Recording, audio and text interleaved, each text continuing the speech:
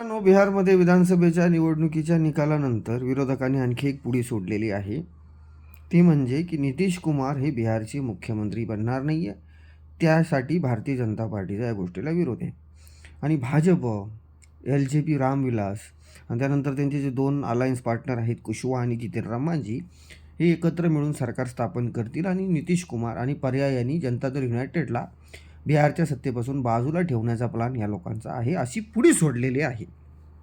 आता एक गोष्ट लक्षात घ्या की ज्या व्यक्तीच्या चेहऱ्यावरती बिहारच्या जनतेने एवढं भरभरून माइंडेड NDAला दिलं, ज्या व्यक्तीच्या योजनांमुळं, ज्या व्यक्तीच्या याच्याप्रती असलेल्या एका विश्वासामुळं प्रचंड बहुमत जे आहे NDAला मिळालं, त्या व्यक्तीला बाजूला करून भारतीय जनता पार्टी किंवा यांचं जे सर्व जे अलायन्स आहे ते बिहारची सत्तावरती बसू शकतं का, किंवा बसलं तरी ते टिकवू शकतं का, हा एक मोठा प्रश्न आहे ना.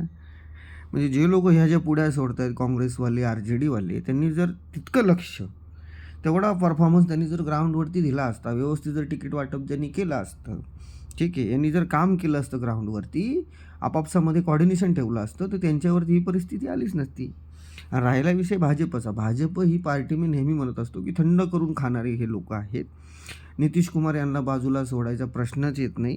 बिहारचे मुख्यमंत्री हे नितीश कुमारच होतील आणि 9 वेळा नितीश कुमारांनी शपथ घेतलेली आहे.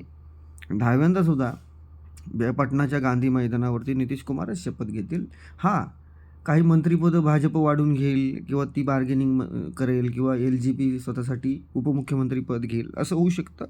पण नितीश कुमार यांना बाजूला ठेवून किंवा नितीश कुमार यांना डावलून बिहारमध्ये सत्ता स्थापन करण्याचा विचार भारतीय जनता पार्टी करूही शकत नाही आहे.